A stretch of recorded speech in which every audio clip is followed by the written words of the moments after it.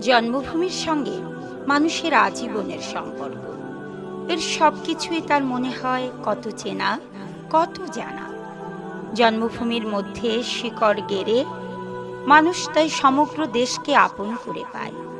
এই অনুভূতি তুলনাহীন।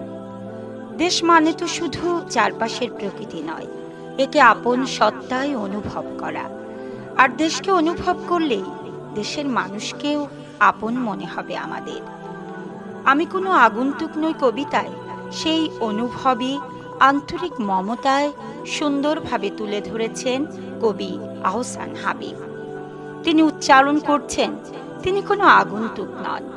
তিনি যেমন ওই আসমান, জমিনের ফুল, জোনাকি, পুকুর, মাছরাঙাকে চেনেন, তেমনি তারাও তাকে চেনে।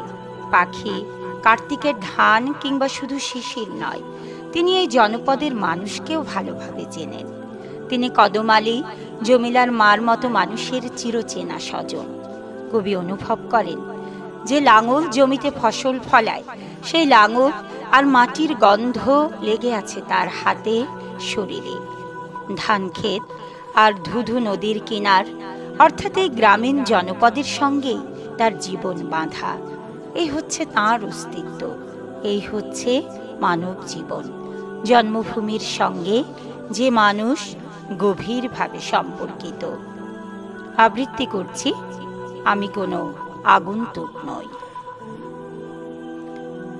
আসমানের তারা সাক্ষী, সাক্ষী এই জমিনের ফুল, এই নিশিরাত বাঁশ বাগান, বিস্তর জোনাকি সাক্ষী।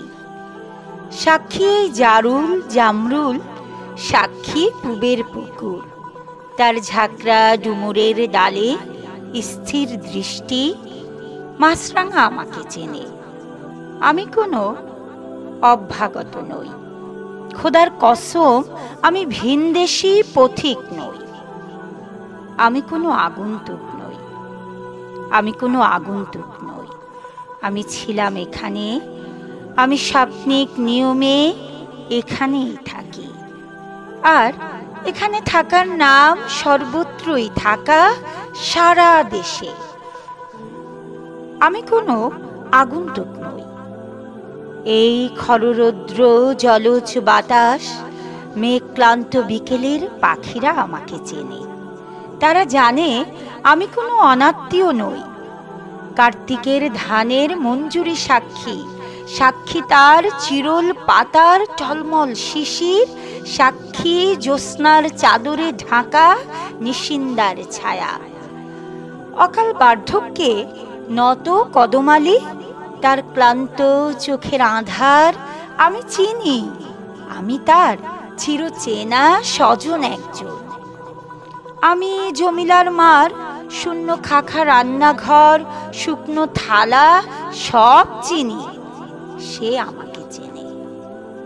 হাত রাখো বৈঠায় লাঙলে, দেখো আমার হাতের স্পর্শ লেগে আছে কেমন গভীর। দেখো মাটিতে আমার গন্ধ, আমার শরীরে লেগে আছে এই স্নিগ্ধ মাটির সুবাস। আমাকে বিশ্বাস করো, আমি কোনো আগন্তুক নই।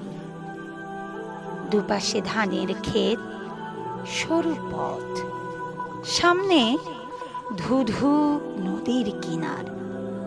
আমার অস্তিত্বে গাঁথা। আমি এই উধাও নদীর মুগ্ধ এক অবোধ বালক। ধন্যবাদ।